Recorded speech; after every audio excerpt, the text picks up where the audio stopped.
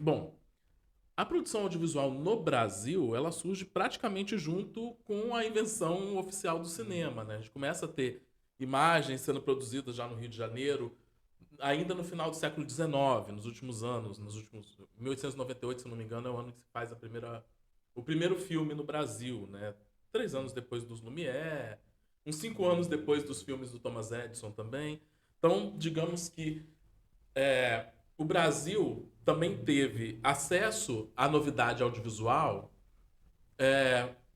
simultaneamente a uma parte considerável do mundo, né? Aqui no Espírito Santo a gente teve esse acesso também quase simultâneo, mas como espectadores, né? A gente tem o cinema como uma novidade no começo do século XX, ele vingou bastante. Você tinha salas gigantescas, né? Teatros eram transformados em cinema, principalmente no centro de Vitória, que era o epicentro, né, da vida aqui na Grande Vitória. E mas produção mesmo, a gente só vai ter uns 30 anos depois. E não na Grande Vitória, né? Essa eu já acho que é um ponto que eu acho Curioso. interessante. Eu gosto de pensar sempre assim que essas situações, né, que marcam uma história, um caminho não tão em linha reta assim, sinuoso com seus desvios, ele também é um aprendizado até pra gente entender das nossas diferenças mesmo, né? E problematizar algumas outras, muitas até, que a gente tem, porque, né? Então, a primeira experiência audiovisual aqui no Espírito Santo é do Ludovico Persiti, que ele era um inventor, né, e também um projecionista na cidade de Castelo, né? Era uma época também em que o sul do estado era bem mais economicamente desenvolvido, até por conta do café, da proximidade com o Rio de Janeiro, do que a capital, né? Então ele inventa um equipamento que é o aparelho Guarani, né?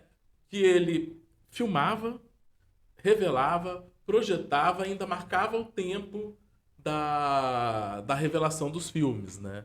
Então, essa é a primeira experiência audiovisual, né? A primeira pessoa a concretizar o desejo de fazer filmes aqui. Ele chegou a rodar, inclusive, um faroeste. Não chegou aos nossos dias. A gente tem algumas cenas dele num documentário que foi feito nos anos 70 pelo Alex Vianney. E o que chegou dele pra gente, que inclusive só chegou no começo do século XXI, dá pra gente entender como também a nossa história é de apagamentos e esquecimentos, né? E só em 2004 que começou a ser restaurado, na volta de 2003, 2005 foram restaurados, são filmes de família, né? Do Uhum. Ludovico, registrando uma viagem, né? Indo da cidade dele até o litoral. Bom, tivemos esse momento do Ludovico, né? Então, supostamente, ele fez também a primeira obra ficcional, autoral aqui do Espírito Santo. E a gente vai pular para ter produção audiovisual de novo, constante aqui. Aliás, constante ainda não, porque constante a gente só vai ter no século XXI, né? Isso. A partir do final dos anos 90 a gente pode ter algo. A gente vai ter um ciclo nos anos 60, né? De jovens realizadores, empolgados não só com o cinema novo, mas com os festivais de cinema amador, né? Como o Toninho Neves, o Ramon Alvarado.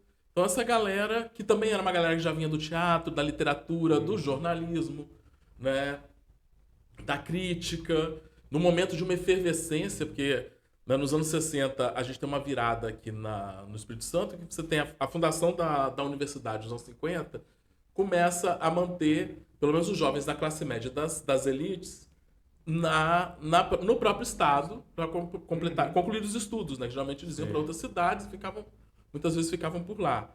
E aí você começa a ter uma efervescência cultural, né, naquele momento. Então, alguns filmes de curta-metragem, silenciosos, eles chegaram a ser feitos, né, e concorriam aos festivais como o Festival de Cinema Amador que o JB e a Mesbla bancavam, mas também pouca dessa produção chegou aos nossos dias. Ser mais exato, o que a gente tem é o filme do Tadeu Teixeira, o Ponto e Vírgula, na verdade uma junção dos dois filmes que ele fez, um em 69 e um em 71, e o Caput do Paulo Torre. Né? Essas são as obras dessa geração, em torno de uns 15. Ah, não, perdão, é um documentário do Ramon Alvarado que foi resgatado há Eu sei. pouquíssimo tempo Uhum. atrás, que seria o primeiro filme em cores feito aqui no Espírito Santo, que era o Registro da Cirurgia do Coração. Entre o Ludovico e essa galera, a gente teve até uma produção de documentários institucionais, feitos, bancados pelo governo, ou federal, né, que vinha o Ministério da Agricultura, que a parte de turismo era dentro do Ministério da Agricultura, ou da indústria, tem um documentário que registra a escola técnica daqui, e cinejornais que foram produzidos, principalmente no governo João Santos Neves. Na década de 70, a produção de cinema aqui, ao invés, começa até pela diferença em termos de variedade, diversidade de paisagens, a própria logística do estado, os custos poderem ser mais baixos e tal, ele começa a atrair o interesse de várias produções de longa-metragem brasileiras. Os anos 70 é uma época em que a indústria cinematográfica brasileira realmente existiu. Né? Então se fazia filme de todo tipo. Então até os Trapalhões rodaram o seu primeiro filme, um dos seus primeiros filmes aqui. Né? Chegou a ser rodada uma encenação da vida de Cristo, que inclusive está na íntegra no YouTube, né? Com a Fernanda Montenegro fazendo uma ponta. A gente teve essa produção, mas majoritariamente ela não era capixaba. Eram obras de outros lugares. Quando muito, à exceção dessa Vida de Cristo, que o roteiro era do próprio encenador, né, o José Regatieri, que fazia o Alto da Paixão de Cristo lá em São Roque do Canaã, quase sempre eram obras que vinham para cá, que às vezes colocavam os atores aqui como figurantes, né, tem pouquíssimos papéis de algum destaque. A gente pode talvez aqui citar o Paraíso no Inferno de Joel Barcelos, com um ator do Cinema Novo nascido no Espírito Santo, que retornou para rodar um filme aqui, mas é um filme também super underground, não circulou muito. É um filme que inclusive não tem cópia restaurada dele. Então é um filme que difícil de se ver, porque, né, não tem uma... Viram filmes invisíveis, né?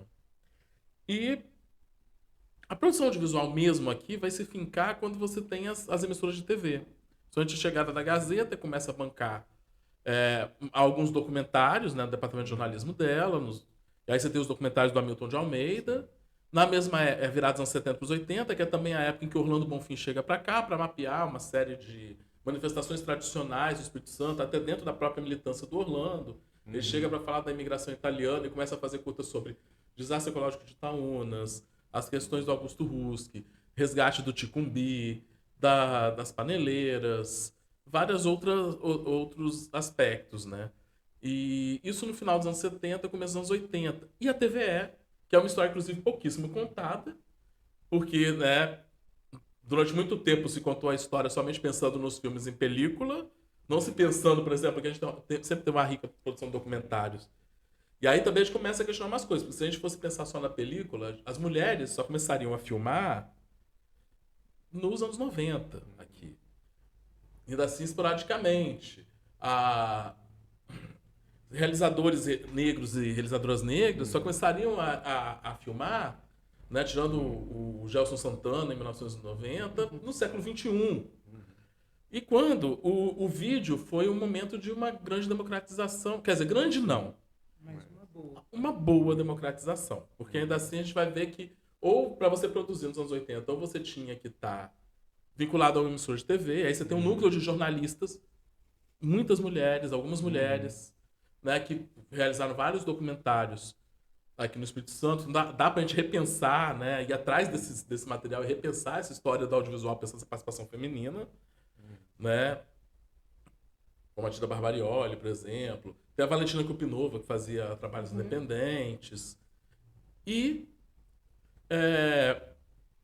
também vinculada à universidade, a partir dos anos 80, principalmente com a chegada do VHS, que você tem uma produção de vídeo experimental e de vídeo documentário. E uma produção estudantil. Né? E aí sim a gente começa a ter uma diversidade de sujeitos por trás da... Quem são os realizadores capixabas? Né? Você começa a ter mais mulheres, mais pessoas negras e pardas.